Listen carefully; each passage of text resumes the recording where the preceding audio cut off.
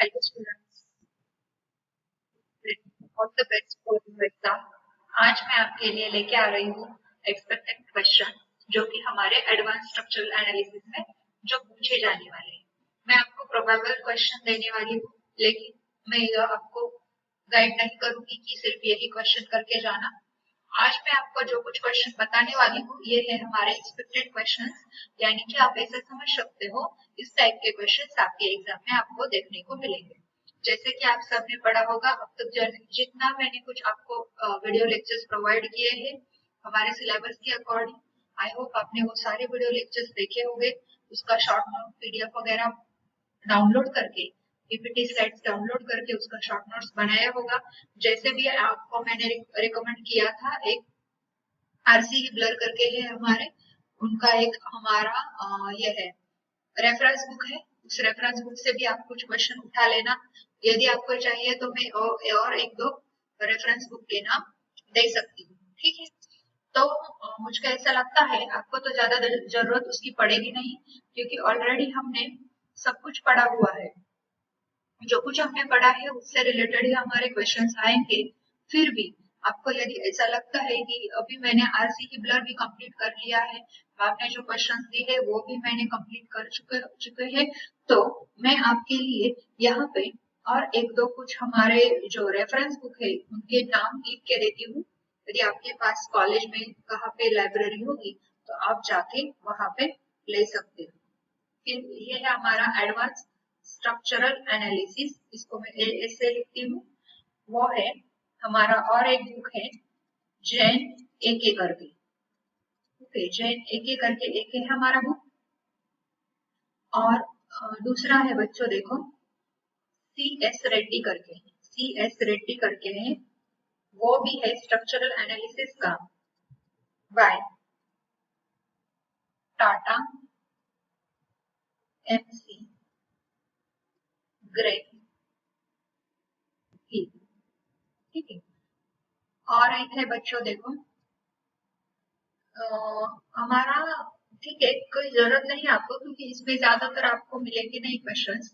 जो कुछ क्वेश्चंस मिलेंगे वो आरसी हिबलर में मोस्ट ऑफ सिलेबस हमारा है, जो हमने एज पर यूनिवर्सिटी ने प्रोवाइड किया है। लेकिन आपको लगता है तो एक दो बुक मैंने लिख के दिए हैं। एक मॉ करके है, MAU मॉ करके, वो है introduction to structural analysis, intro to structural analysis,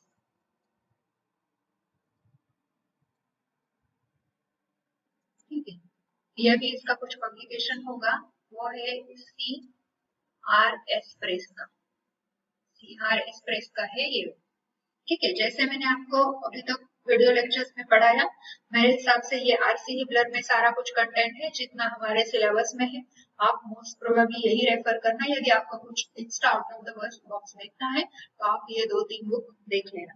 वैसे यदि आपने यूनिवर्सिटी से सिलेबस डाउनलोड किया होगा तो वहां पे आपको सजेस्टेड रीडिंग मटेरियल्स दिया होगा, लेक्चर के नीचे ही दिया हुआ है। यदि आपको चाहिए तो वो पीडीएफ भी मैं आपके साथ शेयर कर दूंगी, ओके। तो बच्चों यहाँ पे हमारे आपके लिए लेके आए हैं एक्साइटिंग ऑफर। जैसे कि आपको पता है आपका एग्जाम, हमको पता है आपका एग्जाम 7 मई से स्टार्ट होने वाला है।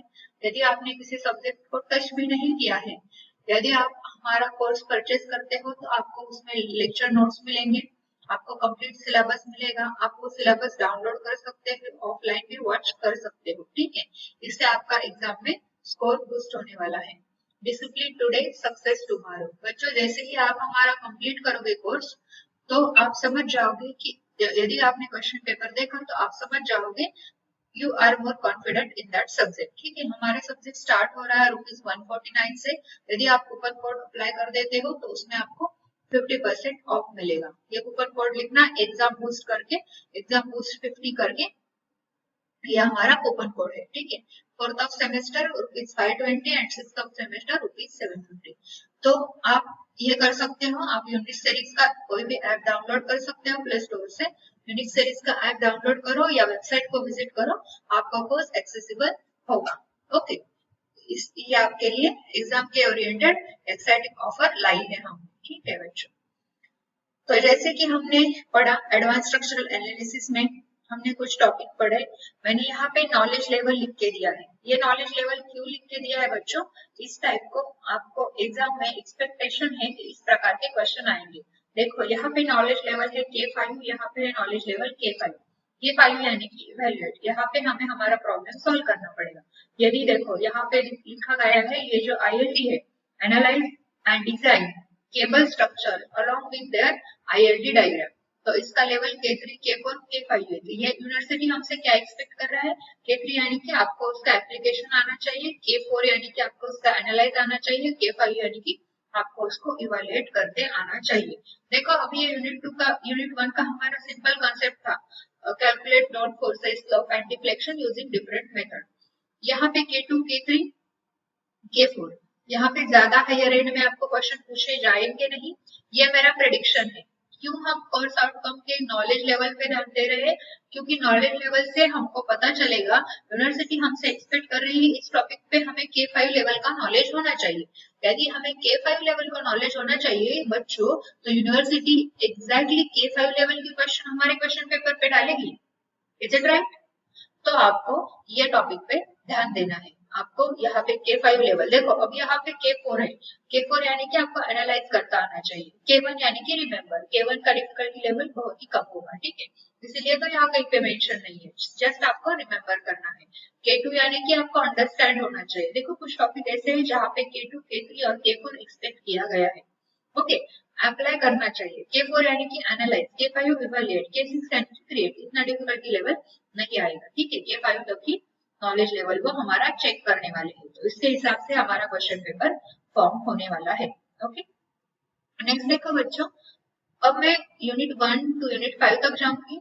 यूनिट 1 में हमने ये सारे टॉपिक देखे, analysis of indeterminate structure, analysis of fixed beam and continuous beam, analysis of simple frame with and without joint translation, ये भी मैंने आपको पढ़ाया। फिर मैंने पढ़ाया था slope deflection method, movement distribution method, strain energy method. मैं जैसे ही मेथड का नाम लेती हूँ आपके दिमाग में स्टेप्स आने चाहिए। मैंने पहले ही जब मैं वीडियो लेक्चर आपको प्रोवाइड कर रही थी तभी बताया था, शॉर्ट नोट्स निकाल के रखना। शॉर्ट नोट्स यानी कि क्या करना था आपको?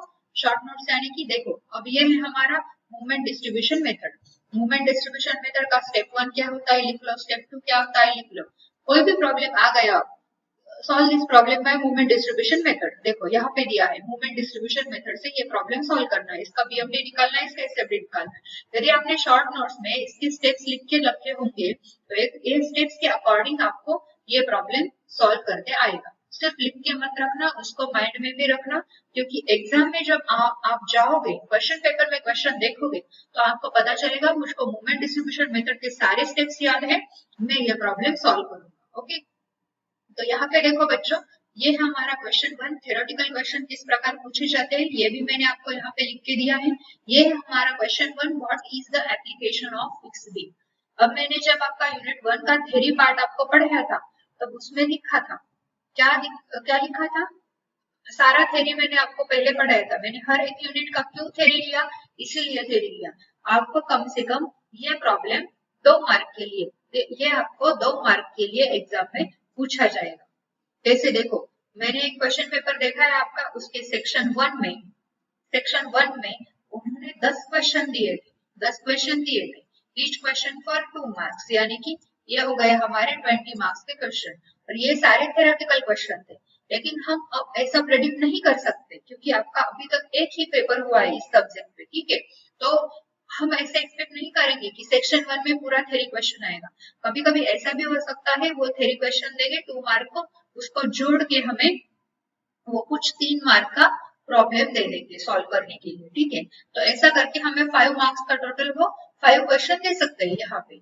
तो 5 5 20, सेक्शन 1 में हुआ 20 मार्क्स, ऐसे भी इस प्रकार भी कवर कर सकते हैं। आपने यदि पिछले ईयर का क्वेश्चन पेपर देखा है तो आप उस पर डिपेंड मत रहना। आपको लगेगा मैं सिर्फ थ्योरी क्वेश्चन करके जाऊंगा तो मेरे को पेपर आसान होगा, ऐसा नहीं होगा। यदि उन्होंने पैटर्न चेंज किया तो उन्होंने थ्योरी क्वेश्चन को जोड़ के यहाँ पे कुछ प्रॉब्लम लिख दिया और इस प्रकार के 5 ही क्वेश्चन दिए, जैसे यहाँ पे 10 क्वेश्चन दिए थे, it will be create problem for you. आप ऐसे करके पासिंग भी नहीं निकाल सकोगे, ओके। तो इसीलिए मैं कह रही हूँ कुछ भी टॉपिक स्किप मत करना। क्या है थ्योरी? जो थ्योरी है वही आपको प्रॉब्लम सॉल्व करना है, ओके, ठीक है, तो हमारा क्वेश्चन नंबर 2 क्या है?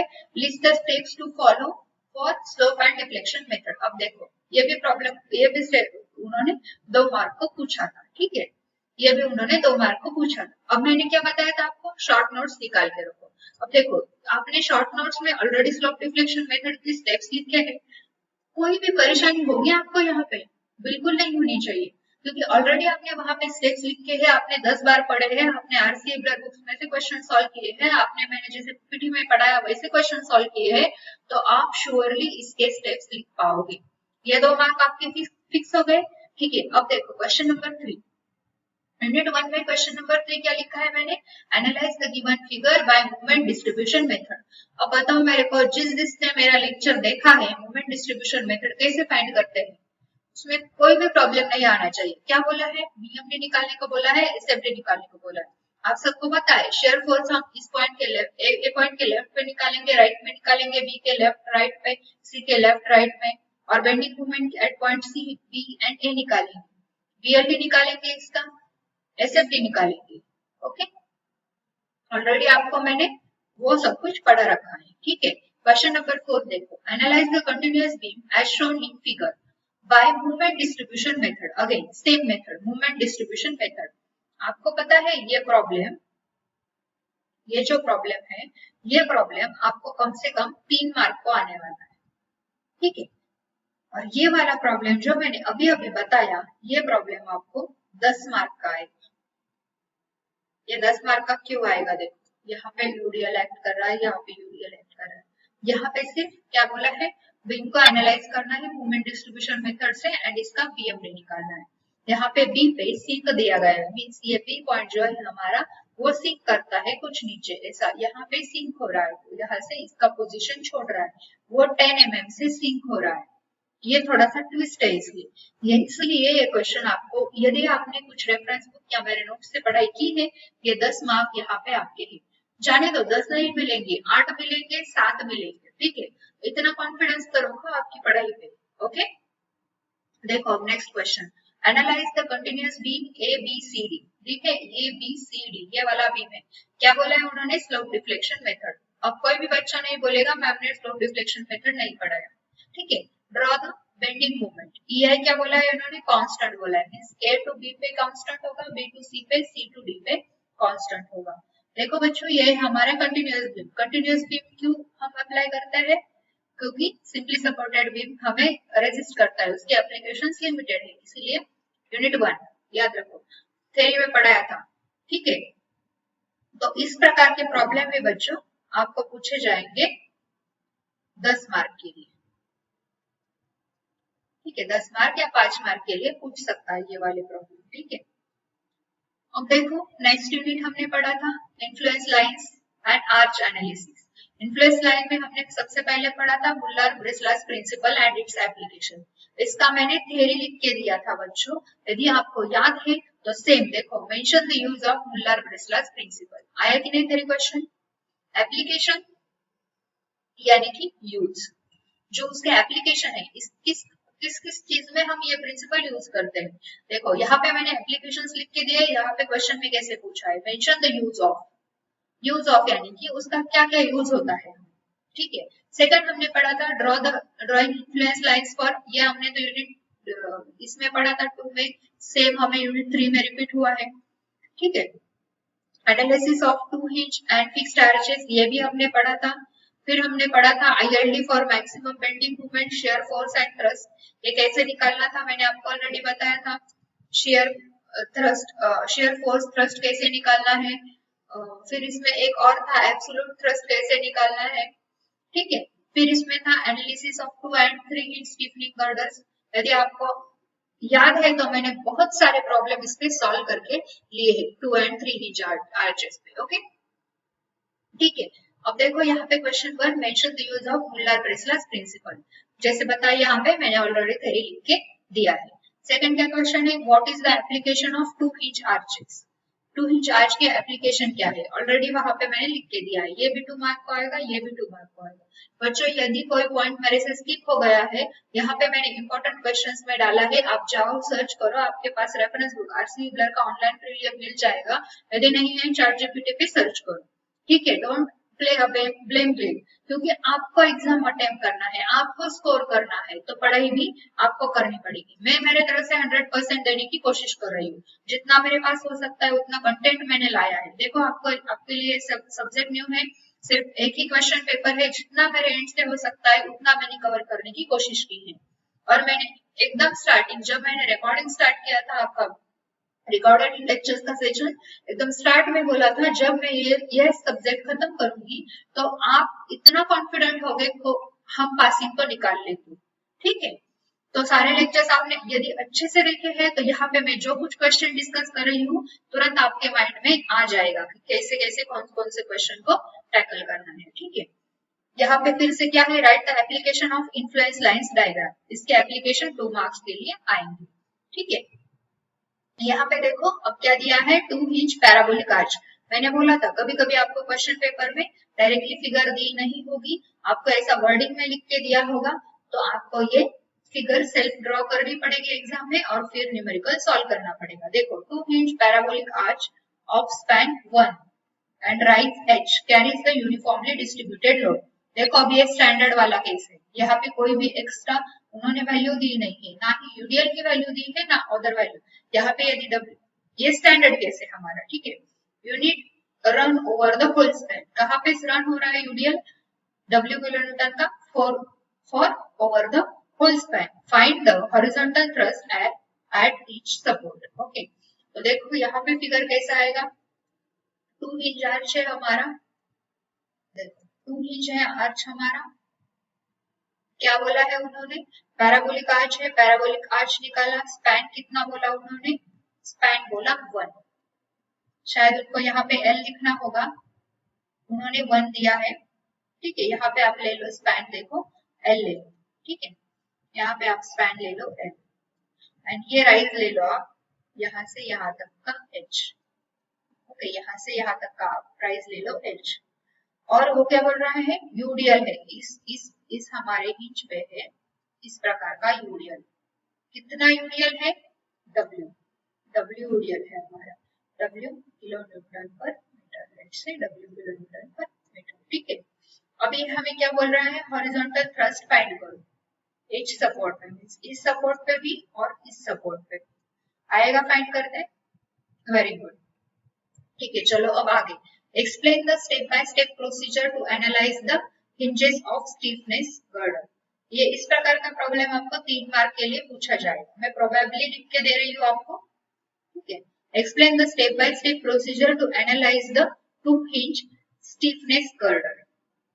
क्या बोला है, आपको स्टेप बाय स्टेप प्रोसीजर लिखना है, यह भी आपको 3 मार्क के लिए आएगा।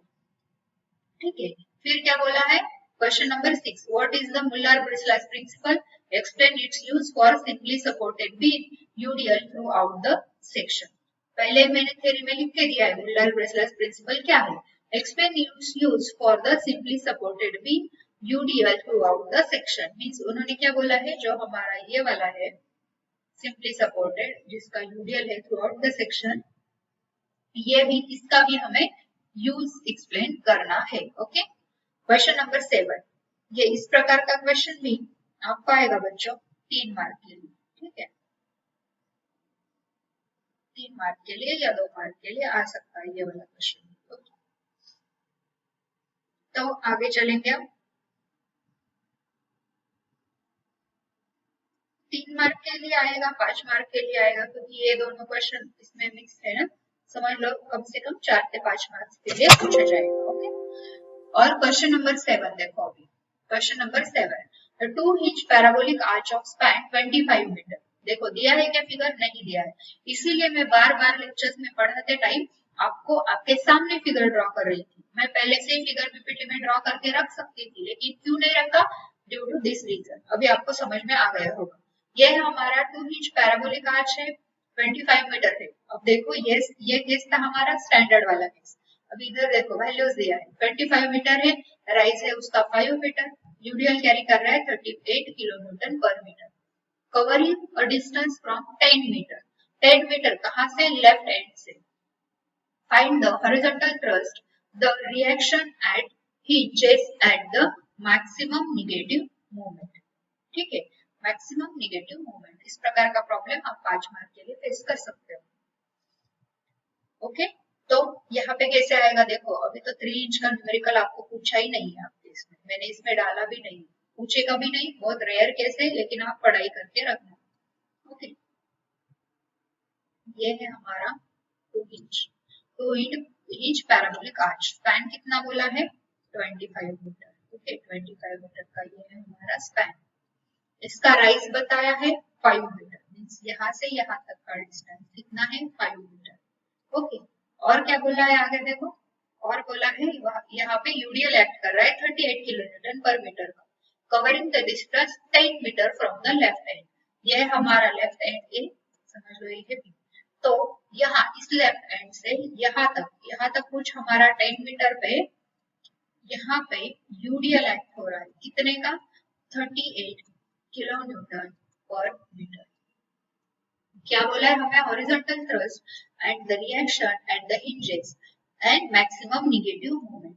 यदि आपको याद है मैंने सिमिलर प्रॉब्लम लिया है, लेफ्ट एंड से ही यूडीएल लिया था, जाके अपने नोट्स देखो, नोट्स में ये प्रॉब्लम आपको सिमिलर प्रॉब्लम मिलेगा, लेकिन वैल्यूज कुछ चेंज रहेंगी।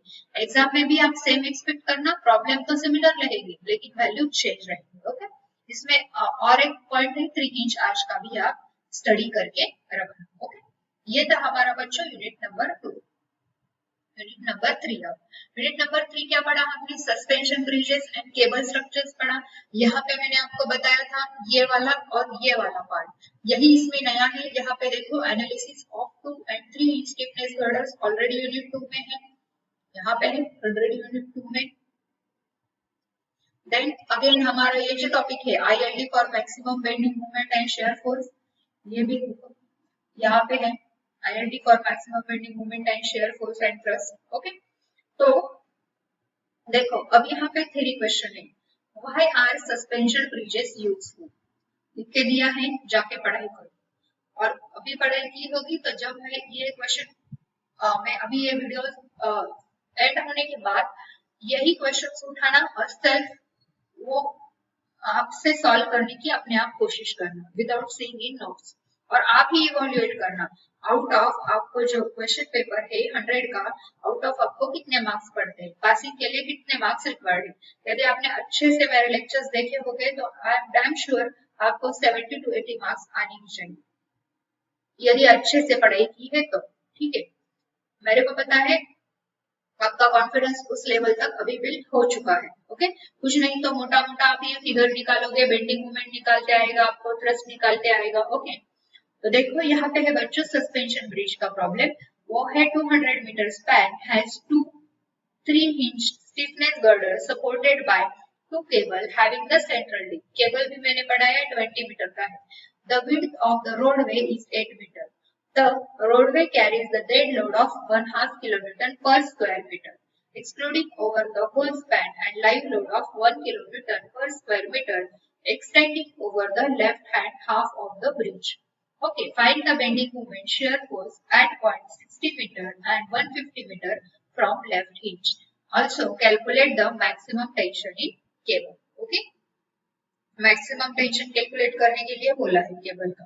इस प्रकार का प्रॉब्लम आपको डायरेक्टली 10 मार्क्स के लिए या 5 मार्क्स के लिए पूछा जाएगा, मोस्ट प्रोबेबली 10 मार्क्स के लिए पूछा जाएगा। ठीक है, ये है हमारा सब analysis part. Then question number 3, the suspension cable stiff with the 3 hinge girder has 100 metre span and 10 metre central link. कितना दिया है 10 मीटर का। ठीक है, ये भी है हमारा cable. The girder carries the load of 0.2 kilonewton पर metre. A live load is 10 kilonewton. Rolls from the left end. Determine the maximum bending moment anywhere in the girder and the maximum tension in the cable. Already आपको Tmax का formula यहाँ पे याद आ रहा होगा। Okay, इस type का problem भी आपको शायद 10 मार्क्स या 5 मार्क्स के लिए पूछा जाएगा। Okay, unit number 4, matrix method of structural analysis. This is an very interesting unit. यहाँ पे है basic concept of force and displacement matrix method, matrix analysis of beam, frame and trusses. Then हमने पढ़ा application of stiffness and flexibility method. Okay, यहाँ पे मेरी question कुछ इस प्रकार पूछे जाएंगे आपको यहाँ पे आपको कुछ थ्योरी क्वेश्चंस इस प्रकार पूछे जाएंगे, 2 मार्क के लिए पूछा जाएगा। What is the matrix force method of analysis, what is the displacement method also known as, ये भी 2 मार्क का क्वेश्चन पूछा जाएगा। फिर आपको पूछा जाएगा, this is an important question, explain the procedure of analyzing the structure by the stiffness matrix method. Okay, ये आपको शायद 3 मार्क्स के लिए पूछा जाएगा क्योंकि आपको इसका स्टेप्स लिखना होगा। ठीक है, अब यहाँ पे दिया गया है हमें portal frame A B C D. ठीक है, जैसे कि फिगर में आप देख रहे हो वो हमें फोर्स मेथड से फाइंड करना होगा। ठीक है, हमें फोर्स मेथड और डिस्प्लेसमेंट मेथड, मैट्रिक्स मेथड, ये 2 मेथड है हमारे मैट्रिक्स मेथड के। तो यहाँ पे हमें पूछा गया है फोर्स मेथड से ये पोर्टल फ्रेम सॉल्व करो। ओके, देन अगेन यहाँ पे पूछा गया है स्टिफनेस मेथड। अभी अभी बताया मैंने, यहाँ पे 2 मेथड है, matrix method, stiffness and force method. तो ये हमारा जो बीम का प्रॉब्लम है, ए बी सी इस टाइप का कंटिन्यूअस बीम है, तो स्टिफनेस मेथड से सॉल्व करना है एंड ऑल्सो इसका हमें शेयर फोर्स डायग्राम निकालना है। इस प्रकार का प्रॉब्लम आपको, इस प्रकार का क्वेश्चन आपको एग्जाम में 10 या 5 मार्क्स के लिए पूछा जाएगा। मैक्सिमम 5, मिनिमम 5 और 10 मार्क्स के लिए पूछा जाएगा, सेम वो पोर्टल फ्रेम का। देन बच्चों यूनिट नंबर 5, यूनिट नंबर 5 में हमने किया प्लास्टिक एनालिसिस ऑफ स्ट्रक्चर। वहां पे है basics of plastic analysis, application of static and kinematic theorem. Then again topic है हमारा plastic analysis for beam and single storey frames, mechanics method of determining the collapse load. यहाँ पे आपको 2-2 marks के लिए ऐसे सिंपल थ्योरी क्वेश्चन पूछे जाएंगे। ठीक है, mention the main aim of plastic analysis, discuss the kinematic method of plastic analysis।